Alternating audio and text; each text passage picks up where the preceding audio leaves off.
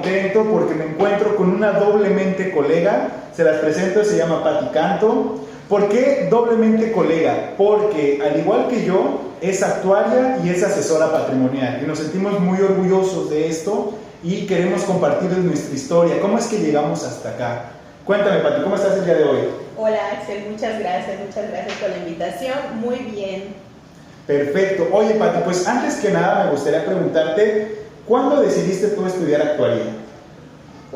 Yo decidí estudiar actuaría cuando estaba en primero de prepa. Estaba yo chiquitita. Y fíjate que es una historia muy, muy chistosa. Una maestra, no se enfermó, estaba embarazada, pidió su incapacidad y el maestro suplente que llega, pues no nos conocía y empezó a pedir que nos presentemos nombre y qué querías estudiar, ¿no? Entonces en primero de prepa pues dices una vacilada, ¿no? Yo dije diseño de modas, fíjate. Ok. Y entonces pues terminamos todos de presentarnos y ya el maestro dice, no, pues fíjense que les quiero hablar de una carrera nueva porque pues aquí en Yucatán era nueva en ese momento. Y se echa su speech de actuaría. Él era abogado, nada que ver, pero a él le pareció que actuaría era una carrera como muy vanguardista, como una carrera con mucho futuro, mucho potencial, y la platicó de la nada este maestro suplente, y cada vez que decía las cosas, como que sentía yo mi corazón así de, yo quiero esto, ya no diseño de modas. E hizo una pregunta en el salón de, ¿a quién creen que tiene el perfil de lo que acabo de platicar? Y todo mi salón me empezó a señalar y a decir, y yo, y ese día llegué a mi casa, investigué muy bien, y desde ese día, y no me he movido, dije actuaria. Wow, mira qué curioso, porque ahora que lo mencionas, también en el momento en el que yo decido estudiar actuaría, pasó algo muy similar. A mí me gustaba mucho la natación. Yo nadaba allá en Ciudad de México en el Deportivo Sensodé. Y había un señor, como de 30 años más o menos, que yo admiraba mucho, que le iba muy bien, tenía su camioneta padrísima. Jovencísimo el jovencísimo, señor. la flor de su juventud. Entonces, yo le decía, oye, güero, le decíamos, oye, güero, la verdad yo quiero ser como tú, a ver, yo sé que tú eres contador, quiero seguir tus pasos, oriéntame. Me dijo, no, amigo, o sea, si a mí me está yendo bien como contador, si fuera actuario me iría 2 o 3 veces mejor. Entonces, me tatué esa idea en la cabeza. Me dijo, sí, es más difícil porque llevan matemáticas mucho más pesadas, pero ¿te gustan las matemáticas? Sí, es en lo que me va mejor. Pues chécate actuaría. Y yo iba en prepa. Y pues ya de ahí, actuaría y nada más. Actuarios forever. Exactamente. Y entonces, pues ya llego, yo estudié en la prepa 6, entonces ya termino y alcancé así rayando para entrar a CEU. Yo estudié en CEU, entonces ya alcanzo a entrar a CEU y pues ya empieza mi carrera. ¿Tú en dónde estudiaste, Pati? Cuéntame. Yo estudié en el equivalente aquí en Yucatán, que es la Universidad Autónoma de Yucatán, la Facultad de Matemáticas. ¿De la UADY? De la UADY. Okay. ¿Y siempre quisiste ahí en la UADY o cómo fue? No, ahí me iba a ir por tus rumbos, fíjate. Me iba a ir al ITAM, de hecho, pero la historia chistosa resumida es que llegando al ITAM, ya con todo pagado y demás, el director de actuaría me dijo que pues salvo el diferenciador de la bolsa de trabajo, que estaba aquí también súper bien el nivel, entonces pues me regresé y aquí la estudié. ¿Y te ibas a ir con beca o te ibas a pagar? Me iba a ir con beca, bueno, ahí en su momento, no sé cómo sea ahora, el máximo que te daban era 75%, beca, no financiamiento, beca. Entonces tú pagabas el diferencial, que era bien poquito en comparación. Yo ya estaba así, o sea, ya estaba con el dinero. Pero pues sí me dijo, no, o sea, UADY está súper bien, me dijo, no hay, o sea, si no te quieres amarrar a la Ciudad de México, o sea, de futuro, pues no hay ningún diferenciador. Lo que sí en su momento me dijo es, estudia una maestría en el extranjero, ese es un diferenciador. Fue lo primero que desde ese momento me metió en la cabeza y lo hice. Oh, buenísimo. Pero sí. Oye, cuéntame cómo te fue en la carrera de actuaría, porque digo, en mi caso, pues uno llega siendo así como que el más listo en matemáticas, que sacabas puro 10, y a mí desde el primer semestre nos dicen, ¿saben qué? Olvídense de eso, se acabó, acostúmbrense a que van a sacar 1, 2, 3, y no de la escala del 1 al 5, sino de la escala del 1 al 10, o sea, tus primeros exámenes iba a ser así como de que no sacas nada. Y es un choque muy fuerte, no sé si también te pasó a ti. Sí, claro, o sea, digo, en resumen, si los que nos oyen son actuarios, creo que van a sentirse identificados, que todos éramos, yo creo, el ñoño de cada escuela, el cerebrito de cada escuela, juntos todos en la misma escuela, entonces, pues ya estabas a la par, o sea, ya no había como con los demás, ¿no? Pero sí, el acordeón creo que de todas maneras nos hacía falta a todos. Sí, es un choque de realidad porque ahí me encontraba yo con los que habían ganado olimpiadas matemáticas, claro, desde primaria, secundaria, prepa, y no, pues yo traigo el campeonato desde no sé cuántos. Y a mí me conflictuaba porque yo me esforzaba mucho por sacar mis notas y ellos los veías, sí, le debatían al maestro, fíjate que aquí y acá ya sale corrigiendo, y yo o sea, me llegué a frustrar, te soy sincero, me llegué a frustrar y dije, ¿de verdad esto será para mí? Pero pues persistí y pues logré salir adelante. ¿En tu caso cómo fue? Buenísimo.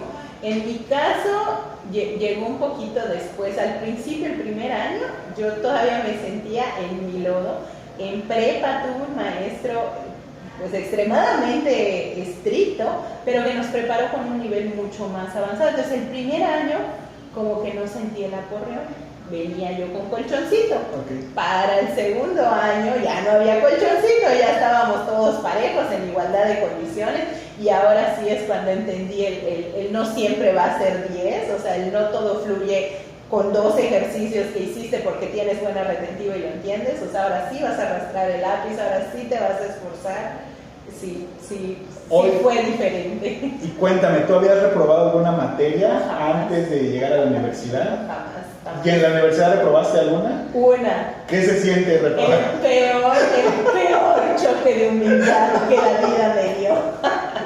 Fue horrible, o sea, y esa parte de no saber lidiar con la frustración, creo, porque a todos nos pasó, ¿no? O sea, ¿cómo yo reprobar? Sí, pero creo que fue la mejor lección del mundo, fue la mejor. Sí, fíjate que a mí, yo todavía el primer semestre alcancé a sacar todo, con todo, y que había maestros que sí eran muy rudos, y sí, ahora los entiendo, o sea, nos estaban preparando. Está bien. Yo lo tomaba mal, así como que lo tomaba personal, que recuerdo muchísimo un maestro, si me estás viendo, hola, ya te perdoné, pero te humillaba, o sea, sí te decía, no te sabes eso, no te preocupes, los niños de la Unión Soviética se lo saben desde el preescolar. Sí. Tenía yo el maestro de álgebra superior. Mira, curiosamente creo que todo era trivial, todo, o sea, su frase pero trivial, y así todo el pizarrón con su demostración trivial. Sí, no, y si te quedas así como de, ¿en qué momento voy a alcanzar ese nivel para que esto se haga trivial también para mí? Sí, claro. Entonces, pues te digo, yo todavía ese primer semestre logro sacar todas mis materias adelante, pero a partir del segundo semestre es en donde ya cuellos, empiezo a reprobar 2 materias, ya de ahí nunca me pude recuperar, siempre fui arrastrando, metía 2 materias adicionales, pero pues pasaba siempre y me arrastraba 2, hasta que pues bueno, ya logré terminar y nos decían, a ver, es que es carrera, no carreritas, no es saber quién termina primero, la idea es termínalo y ya después te preocupas por otra cosa. ¿Tú cuánto tiempo te tardaste en terminar la carrera? Fíjate que a mí me tocó, no sé cómo te haya tocado, a mí me tocó un plan rígido, es decir, yo no escogía mis materias. Ahora, al menos aquí, ya es un plan flexible en el que tú vas armando tu programa. A mí me tocó, fui la última generación en el que, o sea, esto vas a llevar en este semestre, entonces, pues lo hice siguiendo ese esquema, lo hice en los 4 años que era, ¿no? Lo único que yo podía tomar así adicional, que era mi elección, eran las optativas, ¿no? Entonces, ahí te permitían en su momento tomar optativas de la licenciatura o de la especialización o las maestrías que se ofrecían. También te podías aventar de valiente y jalar una de allá como optativa, 2 o 3 1 o 2, por semestre, ¿no? Pero a mí me sirvió, como me llevaron como con el programa así, la verdad es que creo que estaba bien armada la carga y lo fui llevando como tal, ¿no? Y con esa materia que te atrasaste, ¿cómo te recuperaste? Esa la llevo en mi corazón, pero ya me saqué de eso. Fue procesos estocásticos. Okay. Imagínate, entonces en su momento el sabor así agridulce que yo dije, al final de cuentas fue una materia que el extraordinario, por así decirlo, fue diferente. Nos dijo el maestro, creo que éramos como 8 personas, y nos dijo, les voy a poner a cada uno 25 ejercicios diferentes y los tienen que resolver, me los tienen que entregar en físico y además pues codificados, ¿no? O sea, ya impresos y todo, y ok, correcto. Diferentes lo podías hacer tú en tu tiempo, es decir, podrías pensar inocentemente que, bueno, pues me pueden hasta ayudar, ¿no? O sea, el maestro así, le dije, bueno, qué amable.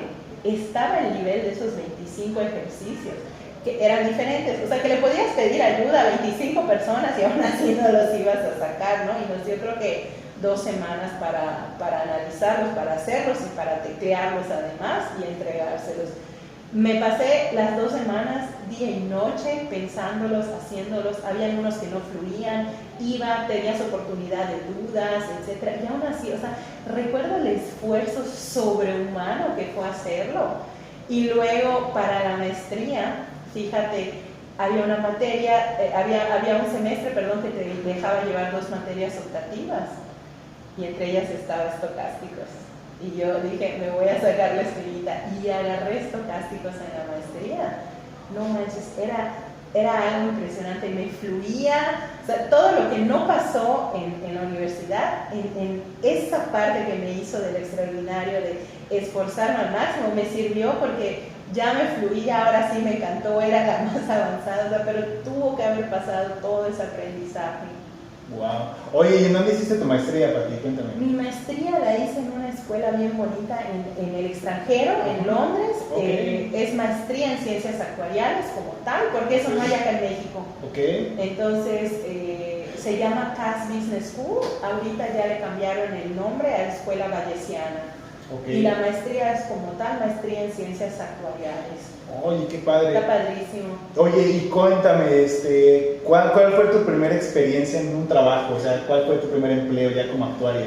Mi primer empleo como actuaria, bueno, cabe recalcar que estoy en Yucatán. Okay. Y las aseguradoras aquí no son matrices como en Ciudad de México, entonces, pues los primeros empleos aquí, yo pensaba, dije, chispas, me van a poner a sacar copias o algo así, nada que ver actuarial, ¿no? Okay. Entonces, pues yo me inventé un trabajo. Okay. Con una amiga que fue el servicio social, pero lo quisimos como empezar un poquito avanzado, o sea, un poquito antes de cuando ya te toca la fecha, y nos metimos con la Orquesta Sinfónica, ¿crees? Ok. Pues le hicimos varias cosas a la Orquesta Sinfónica Juvenil de acá. El caso es que traían mucho presupuesto, traían muchísima gente involucrada en la orquesta infantil y juvenil, y no tenían orden ni desorden, no tenían nada. Entonces, pues les ayudamos primero que nada, inicialmente desde lo básico, a automatizar todo, porque lo llevaban todavía todo así en un registro por aquí, uno por allá, a sacar datos históricos de todo lo que son sus presupuestos, sus compras, de cada cuándo compran cosas, etc. Pero eso se los tenías que sacar preguntándoselos, no había registros, no habían datos, no había nada. Entonces, iniciamos haciendo una base de datos históricos donde jalábamos a las personas que llevaban años ahí, y con base en eso pudimos hacer ciertas proyecciones que les ayudó muchísimo a organizarse, los dejamos todos automatizados, etc. Y les mostramos puntos en donde podían mejorar, porque de pronto se iban a comunidades donde tomaban a niños para que inicien en algún instrumento, pero compraban 30 violines y ningún clarinete, entonces todos los metían en violín. Entonces, como que con los datos les podías explicar, ¿no? Oye, fíjate que has hecho esto, así lo puedes hacer, estás seguro, etc. Entonces, les ayudó en la toma de decisiones también y en el presupuesto. Oye, y supongo que ahorita todavía siguen llevando sí, esa claro. herramienta. Sí, claro. Oye, qué padre. Así que me inventé mi primer trabajo. ¿Y cómo es que sales de ahí? Por tiempo, o sea, ya quería yo hacer prácticas profesionales que eran en el sector privado, o sea, esto fue en gobierno, okay. Y ya pues quería pasar yo al sector privado y pues pasé, tenía yo que... Cuéntame y mátame de la envidia de los trabajos que hay en Ciudad de México. Claro que no, creo que, o sea, ese trabajo estuvo padrísimo porque fue algo que tú detectaste una necesidad, viste cómo emplear todo ese conocimiento que tú tenías y poder pues ayudar a tu comunidad, ayudar a esta parte de la orquesta sinfónica. Pues en mi caso la verdad es que no está nada interesante. Yo estuve mis prácticas las hice en la Comisión Nacional de Seguros y Fianzas. Mira todo lo que nos tenemos acá. Qué padre. Pero pues la realidad es que terminé terminaba en lo que tú decías, pues, sacando copias, haciendo las búsquedas en internet, o sea, como que toda la talacha que no quieren hacer Exacto. los demás es que la haga el becario. Pero fíjate qué valioso, digo esto que tienen la oportunidad los que están allí, digo, aunque estabas sacando copias o lo que sea, algo así sencillo, pues estás en el mero mole, ¿no? Y puedes echar ojo de cómo lo van haciendo. Aquí no hay eso, o sea, aquí de verdad te inventas el trabajo, porque si no, pues no es matriz, entonces vas a ver cómo imprimen pólizas, básicamente, ¿no? Cómo las arman y cómo entregan, pero esto... Ahí la recomendación, si tú estás estudiando la carrera de actuaría, pues ya sea, cuando tú vayas a hacer tus prácticas, sí selecciona, no escoges lo que haya, porque en ese entonces yo, ya quiero sacar ese trámite, y se dio la oportunidad y la tomé, y no era algo que me convencía y no era algo que me motivaba. Entonces, como yo nada más estaba ahí como que esperando ya que se terminara el plazo de las prácticas para pasar ahora hacia un empleo, pues no vas con esa visión de, mira, pues ya de por aquí me puedo posicionar y ya de aquí agarro carrilito y escalo hasta donde pueda llegar. Sí, sí, totalmente. Entonces ya de ahí, pues termino y empiezo, y también lo mismo, cuando empecé mis primeros trabajos era, pues ya quiero trabajar, quiero emplearme. A diferencia de que si tú dices, mira, quiero trabajar aquí, siempre me he visto acá, y lo tomas con paciencia, seguramente vas a agarrar algo interesante. Que a veces también idealizamos los trabajos y ya cuando estás ahí te das un choque de realidad. Sí, claro. Lo que me llama la atención es que cuando tú hiciste esto con la orquesta, pues tú tenías libertad creativa. Sí, y eso es invaluable, la verdad. Fuimos dos, era otra amiga actuaria y yo, entonces, pero era muy mi amiga, entonces como que podíamos platicar y realmente al director de la orquesta, pues lo que le digamos le iba a parecer interesante para cómo estaba, ¿no? Entonces, digo, lo malo es que no había esa como supervisión, ¿no? un superior, o sea, que quizá actuario que te pueda guiar, ¿no? Íbamos un poco a ciegas, entonces pues sí íbamos de vuelta a la facultad con nuestros mismos maestros a platicarles y que nos vayan medio guiando, ¿no? Pero creo que esa parte de fijarte en que en el lugar donde entres haya un mentor, digo, si existe esa posibilidad, yo creo que sería maravilloso. ¿Sabes? Creo que es algo que yo le he reclamado mucho a la escuela, que no, o sea, siempre se encajonan en los libros. Vamos a leer libro, y sí, las demostraciones más complicadas, triviales. Pero vamos a hacer un ejemplo, en la clase de programación, que el proyecto, en lugar de chutarte todo el libro, sea, a ver, escógete una tienda, escógete un taller y implementales algo real. Claro. Y que incluso te dijeran, mira, todo esto que le hiciste gratis, porque ahorita lo podrías cobrar en tanto. Exacto. Y ya te empiezas a dar cuenta de que tú como consultor, cómo puedes ayudar a las personas, porque siento, al menos en mi caso, yo me sentía que solamente te estaban encarrilando para meterte a una empresa grande y estar sujeto ahí a lo que ellos quieran. Sí. Pero, o sea, creo que lo que platicábamos. Que al final de cuentas, quería yo hacerte esta pregunta, no te la he hecho, porque regresando un poquito a lo básico, ¿no? ¿Cuál fue tu principal motor? ¿Qué fue lo que te hizo decidir estudiar actuaría versus otras cosas? Te voy a ser bien sincero, y el dinero. Y eso es algo muy peligroso, porque si ese es tu principal motivador y no se da, o sea, no es algo que tú estés disfrutando, ya después lo empiezas a ver y tiene que ser, es como al revés, o sea, si tú estás persiguiendo dinero, te vas a complicar, pero si tú encuentras algo que disfrutas, que te gusta, el dinero cae por consecuencia. Es que mira, analizando eso, creo que la mayoría de los actuales, o sea, digo, ¿por qué no estudié licenciatura yo era buena en matemáticas, ¿por qué no estudié licenciatura en matemáticas y por qué actuaría, ¿no? O por qué no estudié enseñanzas en lugar de... Entonces, creo que la mayoría tenemos el diferenciador de que queríamos dinero, ¿no? O aplicar matemáticas, no solo dejarlas ahí y hacerlo en economía, en finanzas, o sea, queríamos dinero, ¿no? Entonces, esa parte yo creo que siempre nos lleva a lo que, uniéndolo a lo que decías de, oye, quiero usar mis números y mi conocimiento y mi facilidad, pero emplearlo en algo que ayude a los demás, que me ayude a mí, o sea, y que tenga que ver con dinero, ¿no? O sea, creo que ese es el común denominador de todos. Es correcto, y te digo, justo por eso se influenciaban mucho mis cambios de trabajo. O sea, yo empiezo trabajando ya en mi primer empleo en una consultoría de estudios de mercado, IDC, International Data Corporation, y estaba muy interesante lo que hacía ahí sí me gustaba mucho. Yo llevaba todo el el traqueo de información de la venta de equipos de cómputo en Latinoamérica, del HP, Lenovo, Asus, o sea, le dábamos consultoría a todas las grandes marcas, veías cómo entraban las importaciones, por qué canales de distribución se colocaban, cómo estaban las ventas, o sea, aprendí muchísimo de tecnología. Pero veía que mis amigos en el ramo de seguros, pues les iba mejor, me contaban, no, oye, fíjate que ya me cambié mi coche porque me dieron mis utilidades, y yo, caray. Ya dije, pues bueno, voy a probar suerte en el lado de seguros, y me pasé a un broker de seguros. Okay. Y me gustaba, pero no me terminaba de encantar porque... Pero ¿en qué parte del broker de seguro estabas? Estaba en algo bien interesante, que era en beneficios para empleados. Okay. O sea, armaba el paquete de prestaciones para empresas grandísimas, o sea, maquiladoras. Entonces era desde el empleado, desde el becario, se iba a tener una prestación, el gerente, el director, el dueño. Pero al final de cuentas no estabas como, o sea, seguías detrás de cámara, pues, no tenías como trato directo con los clientes, o sea, tú trabajabas para el broker.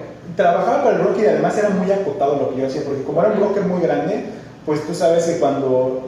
Si es un equipo chiquito, pues hace de todo porque se come todo el proceso. Claro. Pero si es una empresa muy, muy grande, entonces ahí como que van dividiendo y van especializando equipos. Entonces, yo lo que hacía era recibir el requerimiento, salir a cotizar, armar un cuadro comparativo, tenía que estar leyendo. A mí no me gusta leer. Yo soy, híjole, no se me da tanto la lectura. Entonces, eso de estar leyendo endosos y todo, se me hacía muy tedioso. Y entonces, o sea, toda la parte bonita de hacer, oye, pues la proyección, el análisis y todo, y ni siquiera tenía como para presentárselo al cliente, porque yo agarraba, terminaba, se lo entregaba al área comercial. Y repetía. Sí. Que sí me gustaba mucho el área, la parte comercial de hablarle a la aseguradora, oye, aseguradora, pues con todos los suscriptores de las diferentes empresas, oye, pues necesito esto, el otro, hay que ajustarle aquí, acá. Toda esa parte social sí me gustó mucho.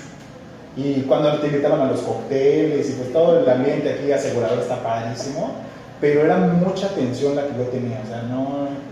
Luego había pues picos de trabajo, por ejemplo en diciembre es cuando renuevan casi todos los programas, entonces era mucho y por temas de calidad de vida, de calidad emocional y todo, decido venirme aquí a Mérida a vivir. Entonces doy las gracias y me dicen, oye, pues te podemos mandar a playa. Ay, no, playa en Ciudad de México a nivel de estrés, creo que ahí se va. Entonces dije, no, yo voy a ir a Mérida y a ver, a probar suerte. Entonces ya de ahí llego para acá y llego a una financiera. Okay. Y ahí, pues, como siempre me ha gustado mucho el tema analítico, las bases de datos, las estadísticas, todo esto, pues ya me empiezo a desarrollar ahí en el área analítica. Ahí paso varios años, empiezo a hacer innovaciones. Me considero una persona autodidacta, entonces cuando algo me empieza a llamar la atención me clavo, lo desarrollo y me gusta no solo que se quede acá, sino llevarlo a resultados. Entonces empiezo a empujar y digo, oye, pues todo esto que estoy haciendo es tan novedoso, pues quisiera ya tener una gerencia, tener algo más grande, y al ver que no, digo, ¿sabes qué? Ahí nos vemos, voy a empezar algo por mi cuenta. Sí pasa. A ti, por ejemplo, Pati, ¿cómo fue tu experiencia en tus trabajos? En mis trabajos, te digo, siempre aquí en nivel estatal, pues no hay matrices, ¿no?, de las aseguradoras, todas están en Ciudad de México. Entonces, lo que se hace aquí en las aseguradoras, pues es meramente administrativo. Es más, te puedo decir que mientras era yo estudiante de actuaría, trabajé en varias aseguradoras aquí.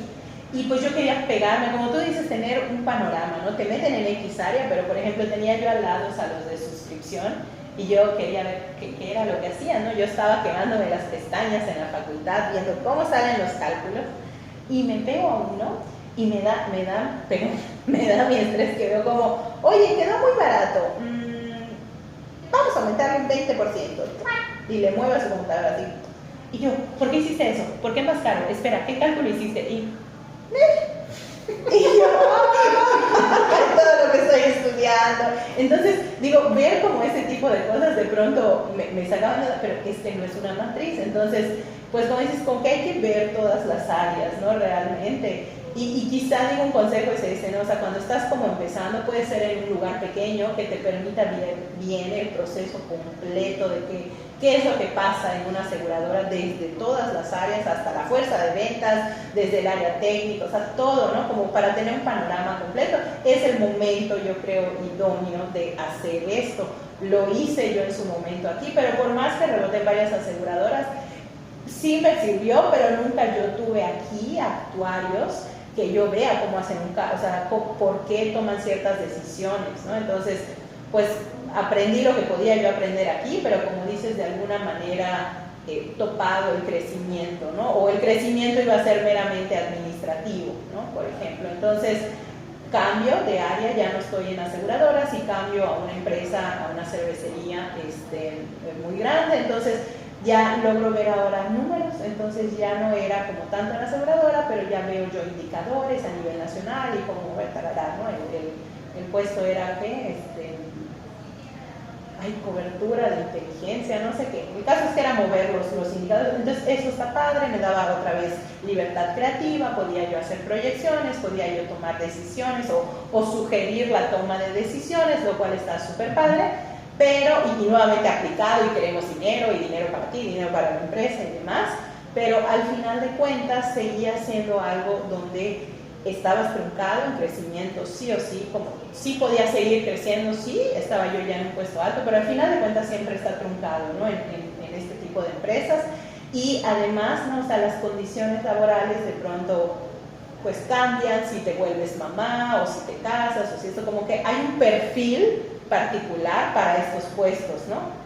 Entonces, si cambia ese perfil tuyo de pronto y no encajas exactamente con eso, pues igual ya no eres tan valioso, aunque tu cerebro sea tremendamente valioso, ¿no? Entonces, me fui topando con todas estas lares, entonces me fui a hacer la maestría, hice un break ahí, regreso, también tomé algunas clases de docencia, ¿no? En universidades de matemáticas, pero ya yo dije, ahora sí, regresando a la maestría, o sea, quiero aplicar, quiero ahora sí ya dedicarme a algo, pero escoger, ¿no? Ahora sí como la aseguradora con la que quiero trabajar, ya no estar picando o en brokers, así, o sea, ahora sí, entonces me puse a ver aseguradoras, escogí una con base en cosas que yo quería, y escogí una promotoría en particular, y yo pensaba entrar de otra manera a la aseguradora cuando se me da la oportunidad de ser asesora, que yo jamás había considerado, pero aquí en la aseguradora había varias actuarias trabajando, no como asesoras,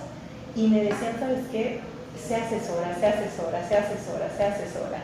Y bueno, voy aprendiendo esa parte que tenía yo que hacer, yo creía que no iba a poder, el caso es que me aviento con sus formas, y me encantó y me quedé como asesora. Ay, padrísimo. Y es ahí justo cuando das el brinco, ¿no? Que dices, ¿sabes qué? Vamos a ver ahora cómo puedo ayudar a las personas con todo este conocimiento que tenemos.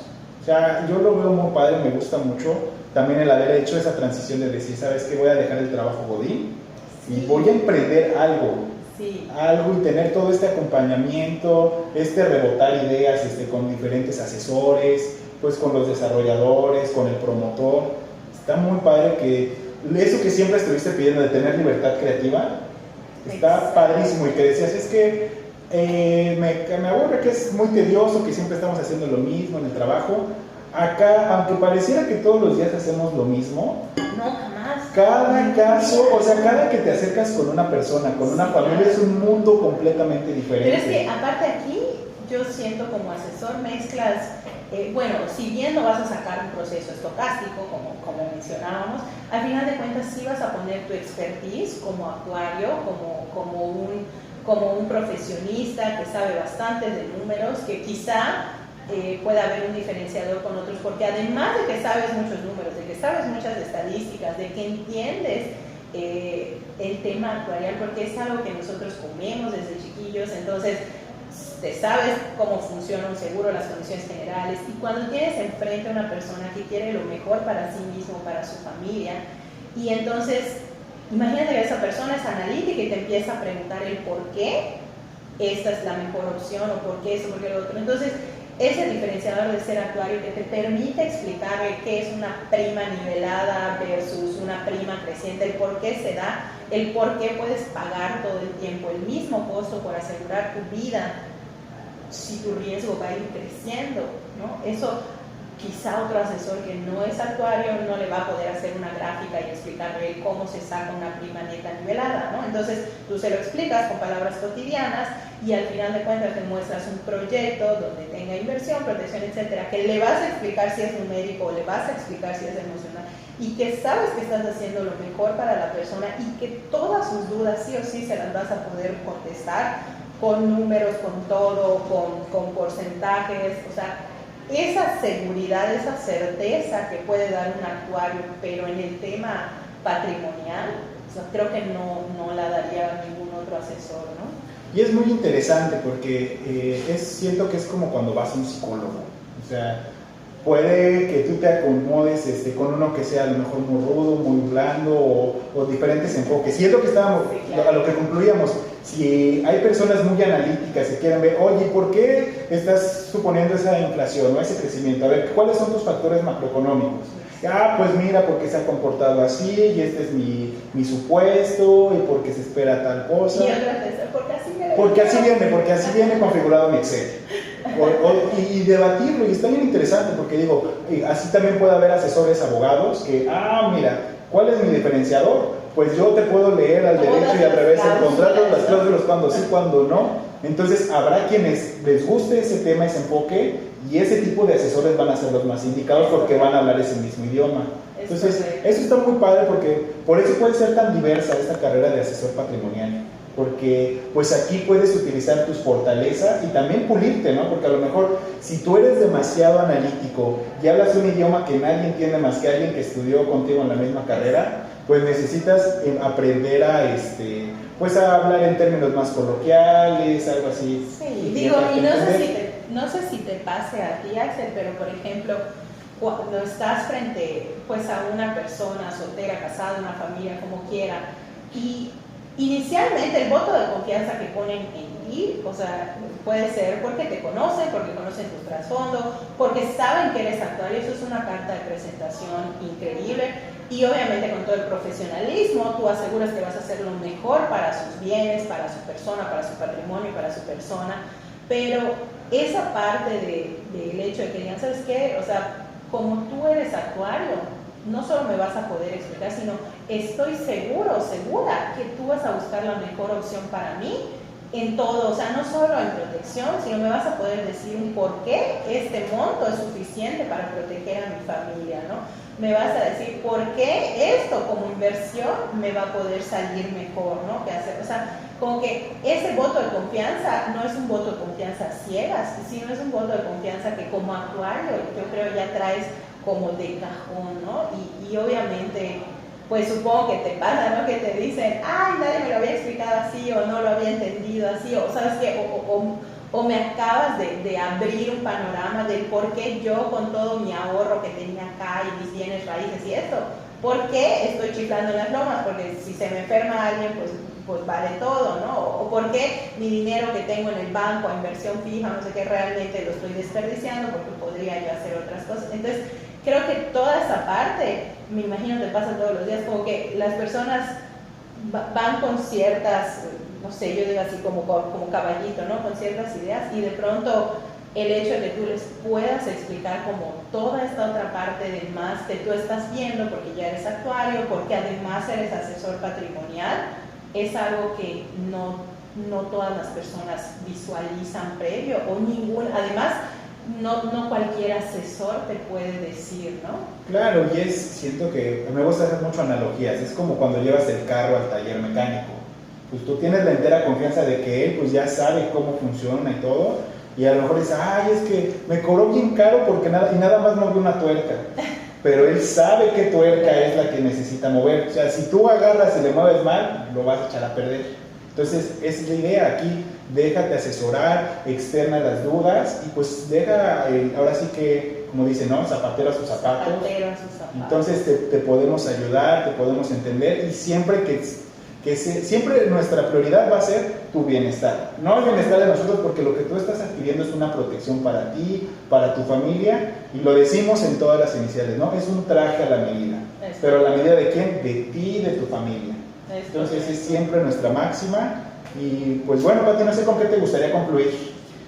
Bueno, me gustaría concluir con varias cosas. Sí, pues si eres actuario, yo creo que es difícil que desde un inicio pienses en, ¿por qué no ser un asesor, un agente de seguros? ¿No? Creo que piensas siempre en que vas a estar haciendo los cálculos, ¿no? Pero lo que yo quisiera expresar es lo bonito que es poder aplicar tus conocimientos, quizá no un proceso estocástico como tal, pero aplicar tus conocimientos numéricos y llevarlo a algo que le puedas decir a una persona, esto te va a ayudar, y no solo decírselo, sino demostrárselo y ayudar a un montón de personas a construir mejor sus finanzas, a llevar mejor la protección, a diversificar, etcétera, y que cuando a futuro, porque esos futuros a veces son muy pronto, realmente necesiten ese dinero, ese ahorro, esa protección, y vean que lo que les diste, o sea, era exactamente lo que necesitaban, y qué bueno que estuviste ahí.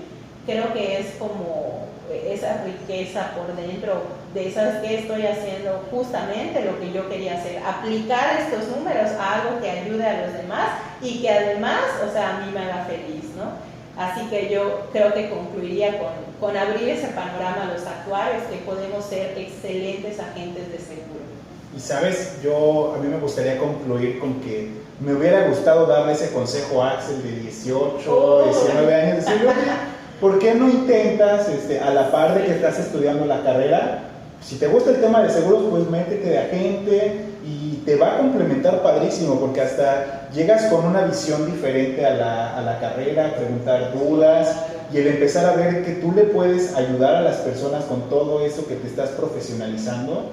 Claro. Y además imagínate, si hubiéramos empezado hace 10, 12 años, no, ahorita estaríamos en otra liga, y digo, nunca es tarde, ¿no? Y si te encuentras que te gusta ayudar a las personas y te gusta transmitir y todo eso, pues aquí es un lugar ideal, y si gustan pueden contactarnos. ¿Cómo te pueden encontrar en redes, Pati? Me pueden encontrar en redes como @PatriciaCantolara, ahí estoy en todas las redes sociales, o pues directamente al WhatsApp. Perfecto. A mí, ya saben, me pueden encontrar como Axel Te Asegura, ya sea en Instagram, en TikTok, en Facebook. Esto lo vamos a subir a YouTube, a LinkedIn. Vamos a hacer nuestro primer capítulo en LinkedIn y también en Instagram y en Amazon Music.